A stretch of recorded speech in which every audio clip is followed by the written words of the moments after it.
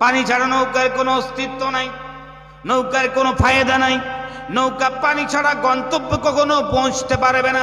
পানি যদি না হয় নৌকায় মানুষ চড়া তো দূরের কথা, একটা গাদাও চড়বে না। জোরে কণ্ঠে কিনা? হ্যাঁ রে, এই নৌকার সঙ্গে পানির কি সম্পর্ক? পানির সঙ্গে নৌকার কি সম্পর্ক? পানি না হইলে নৌকা চলে না। শুনেন, এই নৌকা এত বেশি তার সম্পর্ক, তারপরেও কি পানি কি ভিতরে আসতে দেয়? যদি 1-2 লোটা যদি পানি আসে, তার জন্য নৌকার সঙ্গে আবার মোটর ফিট করে রেখেছে, পানি আসলেই বার করে দিবে, ঠিক কিনা? দেয় না? আবার লোটা দিয়ে মাঝি তা পানিগুলো সে ফেলে দিবে, জানে এই পানি যদি নৌকার ভিতর যদি ঢোকে তাহলে কিন্তু ক্ষতি করে ফেলবে, ঠিক না? নৌকায় যদি কয় পানি আমার সঙ্গে, পানি আমাকে এত উপভোগ করে, পানির সঙ্গে আমার এত গাঢ় সম্পর্ক, নিবিড় সম্পর্ক, নিজের বুকটা একটু ফুটা করি, এই বুকটা ফুটা করে পানিটা একটু কলিজার মধ্যে নেই, যেহেতু আমার পানি আমার অনেক মহব্বতের কাছের। এই যদি নৌকা পরিকল্পনা করে, নৌকা যদি নিজের বুক ফুটা করে পানিকে কলিজার মধ্যে জায়গা দেয়, আল্লাহর কসম এই নৌকা গন্তব্যে জীবনে পৌঁছতে পারবে না। এই পানি ঢুকে ঢুকে নৌকাকে এমন ভাবে গ্রাস করে ফেলবে, সাগরের অতল তলে ডুবিয়ে দিবে। জোরে কণ্ঠে কিনা? হ্যাঁ রে পৃথিবীর মানুষেরা, তোমরা যদি আল্লাহ রাব্বুল আমিনের জায়গায় দুনিয়াকে বসাও, আল্লাহ রাব্বুল আমিনের ইবাদতের জায়গায় যদি দুনিয়াকে তোমরা যদি প্রাধান্য দাও, পৃথিবীর বান্দা বান্দিরা তোমরা জেনে রেখে দাও, এই দুনিয়া কলিজার মধ্যে ঢুকতে ঢুকতে এমন তোমাকে গ্রাস করে ফেলবে, আল্লাহ রাব্বুল আমিনের ইবাদত করতে দিবে না, আল্লাহর দাসত্ব করতে দিবে না, নামাজ পড়তে দিবে না। এই দুনিয়া তোমাকে খাইতে খাইতে দুনিয়া আখিরাত উভয় জগতে তোমাকে নাকাম করে ফেলবে। জোরে কণ্ঠে কিনা? ভাই, ওই জন্য আসুন আমরা আলেমুল আমাদের সান্নিধ্যে যাইয়া ভিতর থেকে দুনিয়াটাকে বার করে ফেলি। এই দুনিয়া কলিজার মধ্যে রাখলে চলবে না। এই দুনিয়া যে কলিজার মধ্যে ঢোকে, আল্লাহর কসম দুনিয়া আখিরাত উভয় জগতে আমরা নাকাম হয়ে যাব, আমরা নাকাম হয়ে যাব।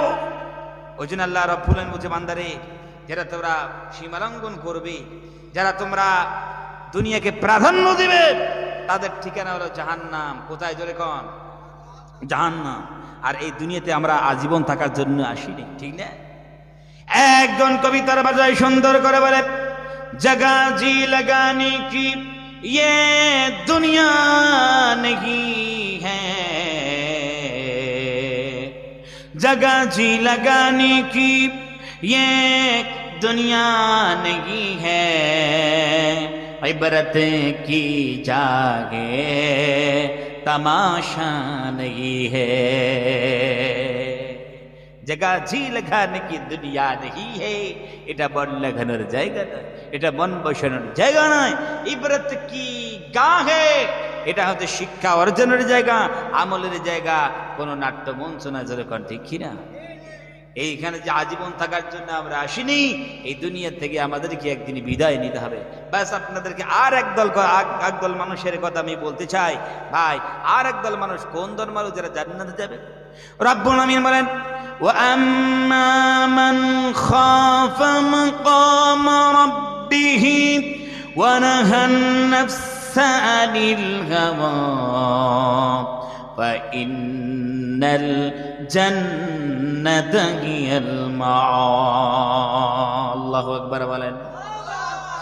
রব্বুল আমিন বলেন, وَأَمَّا مَنْ خَافَ مَقَامَ رَبِّهِ, যেই ব্যক্তিরে ভয় করলে যে কাল কিয়ামতের ময়দানে কঠিন মুসিবতের দিন রব্বুল আলামিনের সামনে দাঁড়াতে হবে, আল্লাহ রব্বুল আলামিনের আদালতে দাঁড়িয়ে জীবনের সমস্ত হিসাব কিতাবগুলো বুঝাইয়া দিতে হবে। দুনিয়াতে পাপাচার করলে আল্লাহ রব্বুল আলামিনের দরবারে দাঁড়িয়ে সমস্ত হিসাব কিতাব বুঝাইয়া দিতে হবে। কলিজার মধ্যে এতটুকু ভয় সে রেখেছে, ওয়ারাখান নাফসানিল হাওয়া, আর নিজের নফসের অনুসরণ করে নাই, নিজের প্রবৃত্তির অনুসরণ করে নাই। মন চেয়েছিল গান বাজনা শুনি, ওয়ানাহান নাফসানিল হাওয়া, কিন্তু মনের কথাই সেই সাড়া দিল না। মন চেয়েছিল একটু সুদের টাকা নেই, ঘুষের টাকা নেই, ওয়ানাহান নাফসানিল হাওয়া, মনের কথাই সেই সাড়া দেয় নাই। মন চেয়েছিল মানুষের আল ঠেলাঠেলি করে একটু জমিন থেকে বাড়ায়, ওয়ানাহান নাফসানিল হাওয়া, মনের কথাই সেই সাড়া দেয় নাই। মন চেয়েছিল মানুষের উপর জুলুম অত্যাচার করে একটু পাওয়ার বাড়ে, ওয়ানাহান নাফসানিল হাওয়া, মনের কথাই সাড়া দিল না। মন চেয়েছিল মানুষকে একটু ওজনে কম দিয়ে নিজের বিত্তবান হয়, ওয়ানাহান নাফসানিল হাওয়া, সে মনের কথাই সাড়া দিল না। মা বোনদের মন চেয়েছিল হালকা পাতলা পোশাক পরিধান করে বেপর্দা হয়ে একটু ঘোরাঘুরি করি, রূপ যৌবন একটু প্রদর্শন করে ঘুরি। ওয়ানাহান নাফসানিল হাওয়া, মনের কথাই সাড়া দেয় নাই। রব্বুল আলামিন বলে, বান্দা বান্দিনা, দুনিয়ার বুকে তোমাদের মন অনেক কিছু করতে চাইলো, কিন্তু তোমরা সাড়া দিলে না। তোমরা স্যাক্রিফাইস করলে, কুরবানি করলে, আমার ভয়ে অনেক কিছু কাজ তোমার করতে ইচ্ছা হলো, তোমরা করলে না। আমি রব্বুল আলামিন এমন তোমার রব।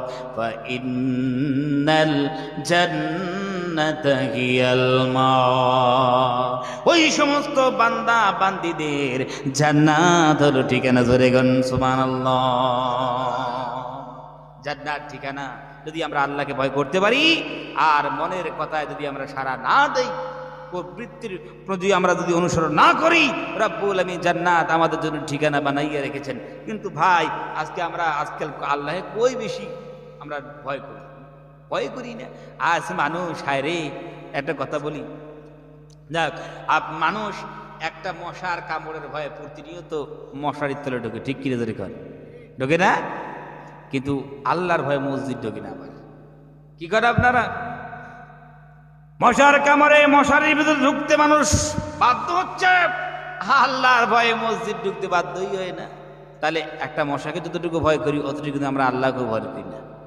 হ্যাঁ রে, আল্লাহ জিজ্ঞেস করে, বান্দারে, তোমাকে তৈরি করলাম, নিয়ামত দিলাম, সব কিছু দিলাম, আর আমি আল্লাহকে মশার ভয়ের মতো আমাকে ভয় করতে পারো নি? আমি আল্লাহকে ভয় করতে পারো নি? কিয়ামতে কি জবাব দেব? আজ আল্লাহর ভয়ে আমরা নামাজ পড়ি না। অনেক মানুষ মনে আছে, হুজুর নামাজ না পড়তে পারি কিন্তু ইমান আমার মজবুত আছে। আছে কি নেই? নামাজ না পড়তে পারি, ইমান আমার মজবুত আছে। ভাই, আপনার ইমান মজবুত আর কই? আপনি বলছেন ইমান মজবুত আছে, আপনার ভিতর তো ইমানই নেই। ইমান মজবুত দূরের কথা, আপনার ভিতর কি নাই? ইমানে আপনার ভিতর নাই। ওই জন্য ইনশাআল্লাহ সবাই মিলে আল্লাহকে ভয় করব, ইমানের পথে আমাদের থাকতে হবে। আল্লাহর কসম, ইমানের পথে যদি আমরা থাকি, যত বাধা আসুক, যত মুসিবত আসুক, আমরা প্রতিনিয়ত প্রত্যেকটা সময় আমরা ইমানের উপর অবিচল থাকবো ইনশাআল্লাহ। ইমানের পথে অবিচল থেকে আমার মরণ যেন হয়। ইমানের পথে অবিচল থেকে আমার মরণ যেন হয়। আল্লাহুম্মা আমিন বলে।